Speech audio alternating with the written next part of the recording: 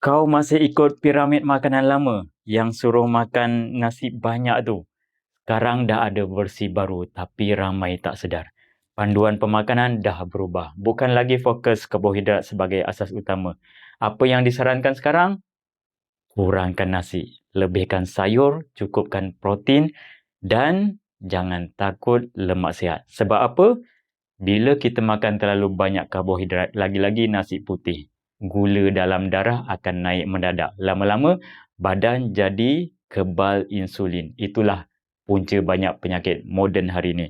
Tapi bila kita tukar corak makan lebih sayur, protein berkualiti macam daging, ikan, telur dan tambah lemak sihat macam minyak zaitun, minyak kelapa, minyak sapi, badan jadi lebih stabil, kurang lapar, tenaga pun lebih konsisten. Kementerian Kesihatan sebenarnya dah lama terima perubahan ni. Dah lancarkan tahun 2021 dulu dengan kempen Pinggan Sihat Malaysia, suku-suku separuh.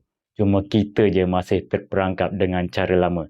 Jadi sekarang nak terus ikut cara lama yang buat badan makin rosak atau mula ubah ikut panduan baru.